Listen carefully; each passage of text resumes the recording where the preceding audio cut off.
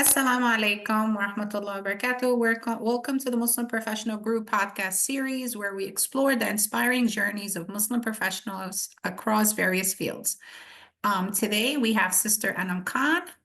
So I would like for her to introduce herself to us. Assalamu alaikum, Sister Anum. Please go ahead and introduce yourself to us. Walaikum assalam. Thank you so much for having me here today.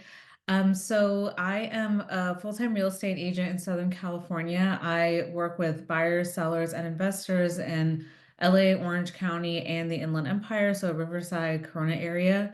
And prior to that, I worked in the corporate space as a consultant at Ernst & Young, and before that, I got my MBA. So definitely had a couple of different career transitions throughout my life, and I'm now working for myself as a full-time realtor. That's impressive to take that move, right? So what led you to make that career shift? Um, so for me, I think it was a couple of things. So I got my MBA, I graduated in 2020, and I thought I was going to do the whole corporate thing, climb the corporate ladder. Back then, when I first graduated, I was working in media and entertainment, and then I got laid off from my first job after business school, where I was working for a live streaming company. So, not a great feeling. Definitely felt like the rug was kind of pulled out from underneath me. Then I interviewed and got my job as a consultant at Ernst & Young. So at that company, I was working in M&A, so mergers and acquisitions. So I was working with Fortune 500 companies, advising them on buying and selling companies and entities under them and, doing strategy work as well. And I also ended up getting laid off from that job. Mm, And even when I was still working at EY, I just had this feeling of, I wanted to work for myself. I wanted to build something and have more control over my time and my schedule and my career growth. So when the layoff happened, I really felt like it was kind of a sign. And, after having gone through two layoffs, it does kind of make you jaded, right? Like yeah. it's so different than when you're first applying to jobs and getting in the workforce out of undergrad. And, I just kind of told myself, like, I give myself 3 years, to do the real estate thing. Like I told myself, let me see what traction I can get. A corporate job will always be there, especially since I have an MBA. I know I have that background. Right. So, even when I was working at EY, I was kind of dabbling in real estate. So I had taken a real estate investing course and I was going to Mhm. local meetups and events. So when the layoff happened, it just kind of felt like a sign. And I think for me, the main things was having control over my time and my schedule and my career growth. So, not having to have performance reviews or how the company was doing dictate what my career path would be or how I could grow. So that was kind of really the catalyst. And I also like the idea of working more one-on-one with people. And I always Right. say when I was at EY, I was basically advising companies on transactions, and now I advise individuals. So it's been kind of nice to take that skill set, but work more one-on-one with people and again have control over my growth and my schedule and all of that too. That's impressive. Wow, that's really great. So I'm sure with this transition, you have faced some challenges, right? Especially like leaving your corporate job where you know you have a stable income and things like that. So what were some of those challenges? I think, I mean, I was fortunate too. Like, yes, working for yourself, you don't have a stable income, health insurance benefits, all of those are things you have to figure out. But I'm married, so that was kind of already taken care of, which was nice. And I think just not having the stable income, my husband and I knew, okay, we're gonna have to cut back on some expenses. We're gonna have to like monitor things more, but it wasn't like we kind of knew what to expect in terms of that. I think the other challenge was just kind of getting traction in the business. So I started my career in real estate November 2023. And I knew it was a really challenging time when I was getting my license because interest rates had gone up. There was a historically low number of transactions in 2023 and 2024. So, a lot of us remember the COVID times of the business in 2021 and 2022 when the market was red hot, interest rates were all-time low. There was a lot of people buying and selling. And then when I started, I knew the market was going to be rougher, especially because rates were high. Affordability was a big problem, and a lot of buyers and sellers were just kind of holding out, staying put. So I think the biggest challenge was just getting traction. I did a lot of leases early on in the first couple of months in my career, and then all of a sudden I had a couple of sales all together, back to back towards more the end of my first year. So I think just continuing to keep going that first year was definitely challenging. And this is the kind of job where you can work with someone for months and then maybe they change their mind, they end up, wanting something different. So it was kind of challenging learning how to navigate those kind of situations. And I would say the main thing was just sticking it out for that first year to get to my first, transactions and then continuing to grow the momentum. So I would say just continuing to keep going was probably the most challenging part. Great. Sounds like you had a very good support system, right? So that's very good for the career path. Again, just to kind of get like what motivate you to choose real estate as your new career path? Why wasn't it anything else, even though like you mentioned you like to work on one-to-one? So why real estate? Yeah, I think, I had seen what was happening in the market during COVID times, and, real estate is one of the best ways to build wealth, to build, stability, especially being in the Southern California market. It's very easy to get priced out of homes, to get priced out of neighborhoods. So I wanted to get more experience in the industry, to not only help myself and my family, but also other people in the community as well. And now that I'm in it, I didn't realize before, but I think it was also a good fit in terms of picking something that was services based, where I'm working one-on-one with people and I'm not really like a creative person or like a designer or something by nature. So I think trying to do something where I was building a product or some physical good just wouldn't have been a good match for me. And then, as I mentioned too, like I was already going to real estate meetups and taking investing courses. So I always had an interest from the financial perspective as well. So that kind of all combined led to this. And one thing I also did when I was trying to figure out if this was a good career transition was I just went on YouTube and watched a bunch of videos of, day in the life of a realtor. Like, what is the job actually like? What are the struggles of new realtors who are starting out? And that really helped me kind of understand, the job's kind of, it's like half sales and then half managing the transactions.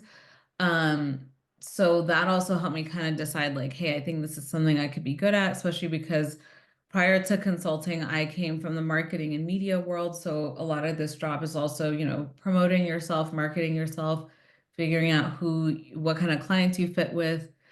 So I think it was a little bit of all of that. And now that I'm in it, I'm starting to see more of how my past experiences have fit into what I'm doing now as well. But I will Great. say So too, what I think a lot of, people kind of think about like, oh, like, do you love houses or do you get into this because you love showing homes? Like, I enjoy doing all that, but I'm not one of those people who's like, hey, I became a realtor because I love watching HGTV. For me, it's more about working with the people that I work with and then getting them to their end goal of whatever that is when it comes to transacting real estate.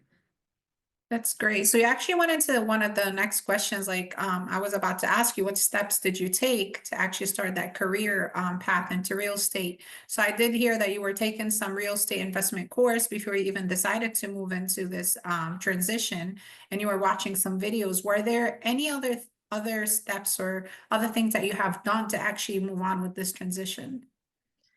Yeah, so I did that. I was also, when I was getting my license, I was already starting to go out and interview and talk to different brokerages. So as a realtor, you're an independent contractor, so you work for yourself, but you have to, it's called hang your license with a brokerage. So I'm with Keller Williams, which most people have probably heard of. There's also, Compass, Century 21, and then a lot of smaller boutique companies as well.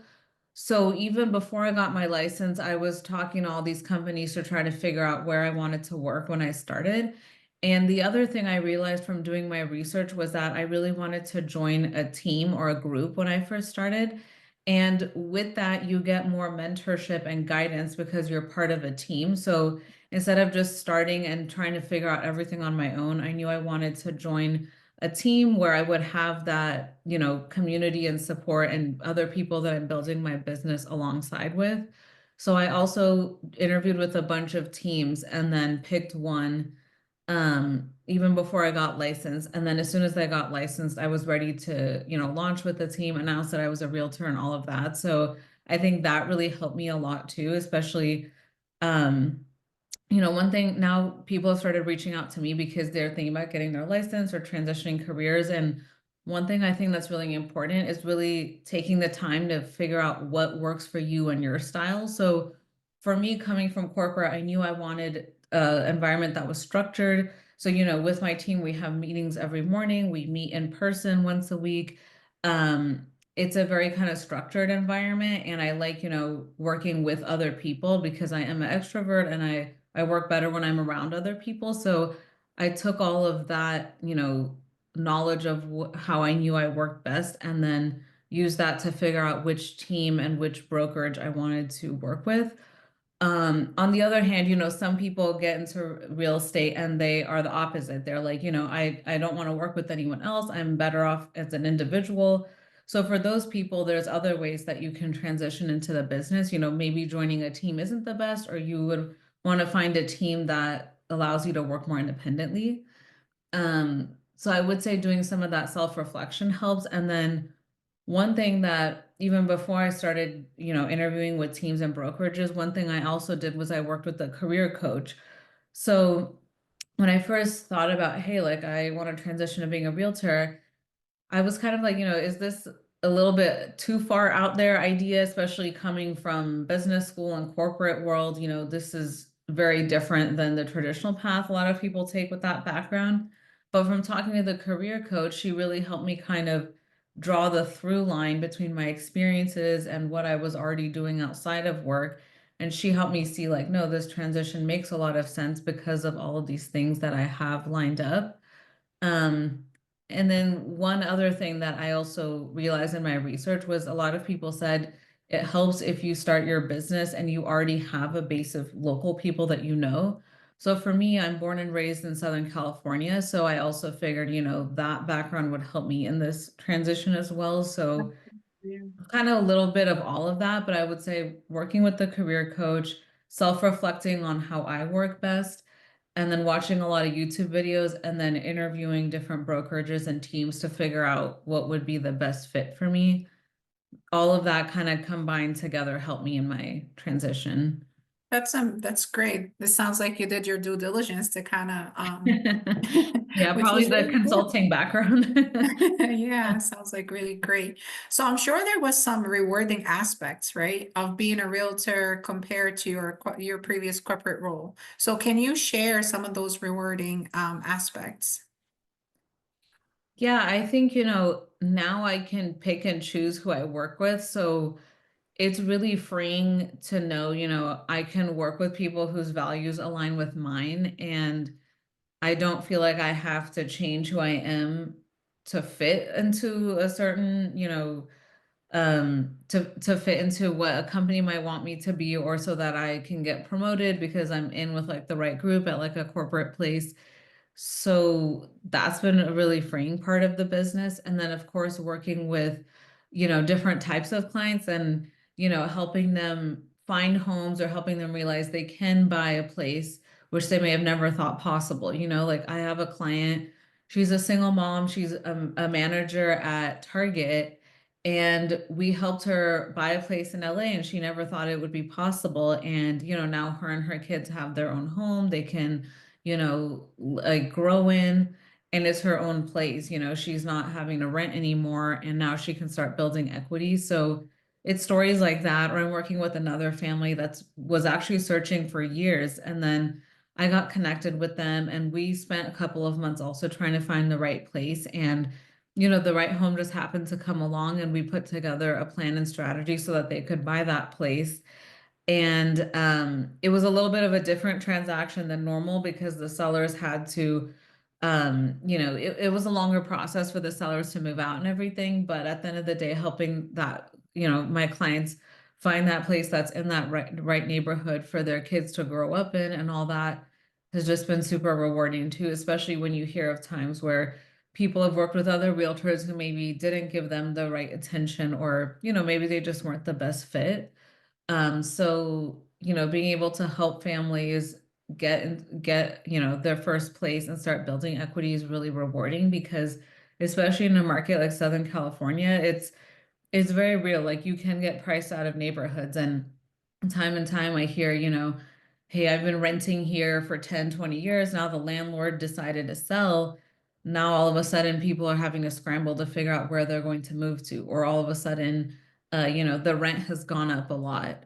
So, when I help people buy, they know that the mortgage they're paying is going to be the max that they're ever going to have to pay on that house and that this place is their own. So, just helping people with that has been really rewarding, I would say. That's great. It sounds like you have the family has landed a really great home and now they don't have to kind of deal with landlords and everything like that. So actually I had watched one of your stories about a home sale that you have done for a friend. And it sounds like you got them to pay zero down payments. Would you want to share how that happened, how rewarding that was, since it was kind of like a friend too, and at the same time, you really got them like a really good deal to deal with something like that, like maybe if someone is interested. Yes, yeah. So that client's name was Bianca. So she and I have actually known each other since middle school. So we went Wow. to middle and high school together and then kind of stayed in touch on and off through the years. And then she is also, like I mentioned with other clients, she had worked with a realtor previously, for whatever reason, she hadn't bought a place yet. So she reached out to me and, it's a whole journey and process that you take with each client because you have to, figure out it's not you have to help them figure out what they're looking for, and especially Absolutely. with first time buyers a lot of times you're not going to know what you want or what's going to work for you until you actually go out, start seeing places, start kind of comparing and all that. So we first started talking about what she was looking for, what her goals were, and then getting her pre-approved. And what really was great was that there was a program from City National Bank that Bianca qualified for where she got $50,000 to cover her home purchase. And so that was kind of the first part of that story of how she, bought her home with zero money down. But she was also really flexible. That was one of the, something I really loved about working with her was she was, down to see the grungiest homes like anywhere. She was not picky. She knew like, hey, if I want to get a good deal, especially with, what her affordability was, she needed to be flexible. So we went out, saw a ton of properties, and then we found the single family that had been sitting on the market. And, long story short, they had already dropped it in price, but I negotiated it down further than that. And then I also had the seller cover $10,000 of her closing costs. And then the last step was when we were negotiating repairs, I got an additional credit from the seller. So the 50K plus the 10K closing costs plus I think it was 7,500 in repairs brought her closing costs down to zero. But what was really great too was Bianca never lost momentum. She kept going. And that 50K program, unfortunately, doesn't exist anymore. The bank is still giving $20,000, but the 50K is out. So, she's a great example of you snooze, you lose, kind of, I would say. And helping her, giving her the keys to her own place and the fact that she was able to buy a single family was really rewarding because that was always kind of her goal. And in the market here, a lot of first time buyers, want a single family, but they're, more like, hey, let me get a condo or townhome because the numbers just may not work sometimes. And then of course the fact that we grew up together, have mutual friends, just kind of made it exciting too, because, there was other people we knew who were also celebrating the fact that, she was able to get her own place and I was able to help her do that. So that was kind of an overview of that story. But yeah, it was definitely very rewarding and it was a really cool experience to be able to see those numbers materialize the way that they did. Absolutely. That's very nice. So, were there any misconceptions, right? Especially, for about being a realtor, or when you talk to some of your colleagues or some of your friends or family members, and they kind of, there was some common misconceptions that you have encountered. Um, well, a lot of people always ask me if I watched like Selling Sunset or any of those like Netflix shows, which I have Right, not seen. And partially it was because I didn't want to taint my view of the industry, and like I love reality shows, like don't get me wrong. I would probably enjoy if I watched it, but I didn't want that to kind of create misconceptions in my own head of what the job is or what I'm supposed to be doing. right, Um, I mean, I would say otherwise, people probably don't understand like what we do day in and day out because especially online, it's all just, hey, here's this great house. Hey, here's me at the open house. But people don't see the kind of background of like, here's me like driving to the HOA office trying to get them to sign off on these documents that my lender needs. Or, I had a transaction where my client had to go through three different lenders to finally close on the home. So that was a whole process of starting and stopping multiple times. But, I'm so glad that we were able to get him that property. So people don't see kind of the back end part, and also being in SoCal, the distances are really far. So I'm on the road constantly, and I've had some clients that were looking in one area, then pivoted to a whole new area. And, that can mean a lot of driving and stuff for me too. So I'd say, I don't know if there's misconceptions. I mean, I'm sure some people think, we just show a couple homes and then get a paycheck, but right. I'd say people don't see a lot of those like behind the scenes things that, I described that maybe isn't on social media for everyone to see. Absolutely.